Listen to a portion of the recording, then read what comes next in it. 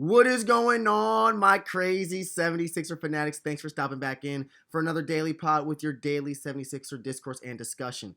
Guys, like, comment, and subscribe. You know the drill. If you like, comment, and subscribe, you leave a comment or two. We read more than a few guys. We read all of your comments. So make sure you like, comment, and subscribe because later in this episode, we got to address some of those crazy comments you guys left on our most recent video. But we got to also talk about something that has been obviously bothering me. A lot of comments have been left saying this is Joel Embiid's team. Joel Embiid is the leader of the 76er franchise and organization for this year and years to come. I gotta beg to differ. How important is Joel for this squad? Well, let's just look at how important Joel has been to this squad. Out of the most recent 457 games that he has played, the Sixers have won 66% of those games. So 2 out of 3 games when Joel Embiid is playing, the Sixers are going to win. Now, when Joel Embiid is off of the court, out of the 267 games that he's missed most recently, yeah, that team is winning about 35% of the time.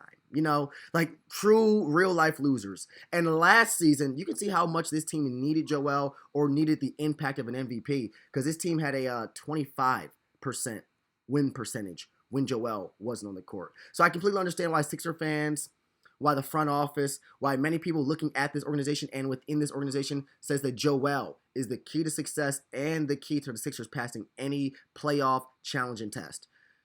But, the only reason Joel Embiid is as important as he is because of the contract load that he's taking up on this squad. It's so hard. It's so difficult, and it's virtually impossible to get this Sixers squad any new pieces, any new additions, or any backcourt, front court help without opening up more cap space, without making some trades with Joel included, with Paul George included, and with Tyrese Maxey included, because combined, those guys are over 75%. Combined, those guys are over 75% of the total cap space this team has. Joel is extremely important not only because of what he brings on the offensive end. He's the most dominant player in the NBA, along with guys like Giannis, Joker. I think when you talk about dominance, guys, it's just Giannis, Joker, and Embiid. Guys that you got to double team, guys that you got to triple team, and regardless, they're still going to put up their numbers. He's as dominant can come, especially when he's healthy. So extremely important he is to this team, extremely important he will be to this squad. But this season, guys, Joel Embiid's importance, I think, is diminished heavily. I think the best thing the Sixers squad has done and will continue to do is construct and build a squad in the absence of Joel, in the occurrence that he won't be ready for the playoffs.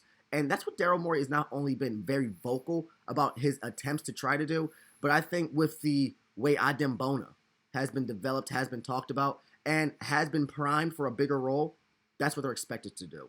I think the same way they've used two-way contracts on Jabari Walker and Dominic Barlow.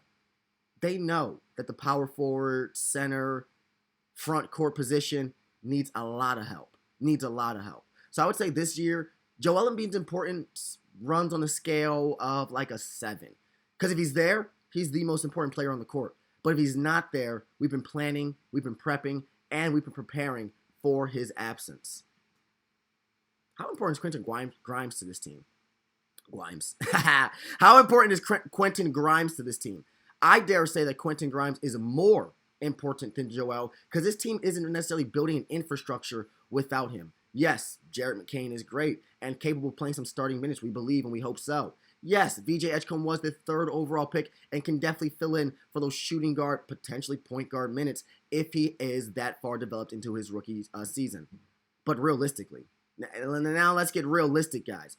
Quentin Grimes is clearly the best defensive and offensive two-way player combination this squad has. Offensively, Quentin Grimes can get buckets. He averaged 14 points per game last year, and when he actually got the keys to the team, guys, he was a 20-point-per-game eclipser easily.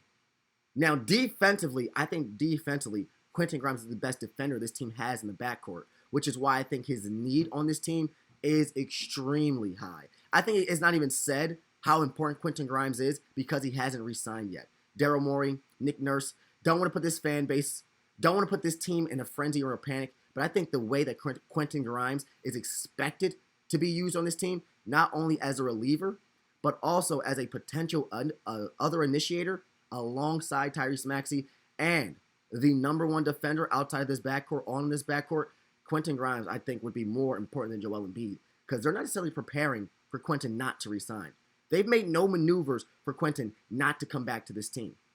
And with that going on, and with that being said, Quentin Grimes needs to resign. For this team and for this backcourt to be as loaded as we expect it to be, for the depth on this team to continue to look strong, feel strong, and stay strong, you need strong players. You need valuable assets. You also need go-to bucket getters. With Paul George not being there, with Joel Embiid rumored not to be there, who offensively can you rely on, can you count on?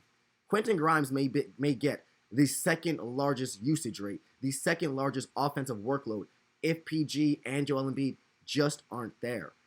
I do believe he's needed more than Joel for this squad, for this year, but not for the entire time, not for the entire season, and definitely not for the postseason. But to get to the postseason, you need regular season success, and Quentin Grimes is projected, scheduled, expected to play about 72 of 82 games, and that's what we need if he's able to.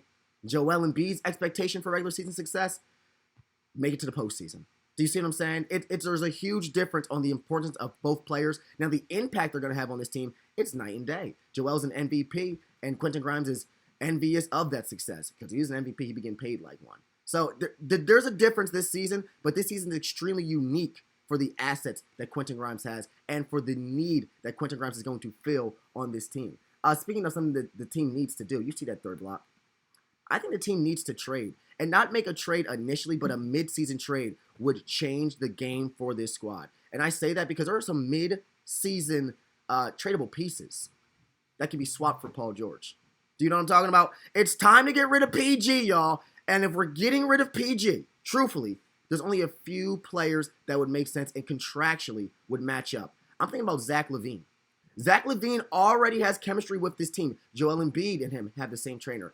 Tyrese Maxey and him have been training. And let me find out that Kelly Oubre and Zach LaVine have some close-knitted ties. Guys, Kelly Oubre, Zach LaVine, Tyrese Maxey, Joel Embiid, getting rid of Paul George. That's not a bad starting lineup. That's not a bad starting lineup. Maybe we still need a true power forward. Maybe the team still needs a true defender, rebounder, baseline to baseline runner, two-way star. I can see that happening. But I also see what's happening. Pascal Siakam for a midseason trade. If that's really the biggest hole this team needs to fill, send Paul George back home, back to the team that drafted him, back to the team that believed in him the most if they're not in the playoff contention, if they know they're not going to contend this season. Yeah, guys, you trade Pascal Siakam for Paul George. You send them a boatload of picks. And I think this team is floating, cruising, coasting to postseason success. Pascal Siakam is exactly the player that needs to play alongside Joel Embiid because of his defensive ability, because of his fast break capability, and because of his hustle, effort, length, selflessness. Pascal Siakam can either be the guy or a guy. And either role you're asking him to fill, he does a great job filling. I'm sorry, but Pascal Siakam, Zach LaVine, those are must-tradable players. And if you don't agree that we must trade for Zach LaVine or believe that we need to trade for Pascal Siakam, or you don't believe my LeBron James, Paul George take is any good, leave a comment. Guys, did you leave a comment? Because if you leave a comment or two, we read more than a few of the comments on our most recent one. Build Goldshell said, Lauri Markkanen would be huge. I would love for this team to trade for Lauri Markkanen. But if the Utah Jazz are ever going to be good, they got to keep Lauri. They got to keep Ace. They got to keep all the offensive talent they have. That team in Utah is loaded with offensive firepower. Lauri, Ace, Walter Clayton. Isaiah Collier's a double-double machine. Keontae George likes to score more. I don't see Lauri Markkanen being traded to the Sixers unless we send them a ship full of gold, some cows, maybe some maidens. Whatever Utah wants, we'd have to send them to get Lauri Markkanen for Paul George. I think a Paul George to Indiana trade is more likely because Indiana may not be in contention. If they're not in the top 5 in the Eastern Conference, the Leastern Conference, I can see them giving up on the conference. So a Paul George for Pascal Siakam trade, I just think is more poetic. I see another one. Robert Gray says, you got to give Bona a chance.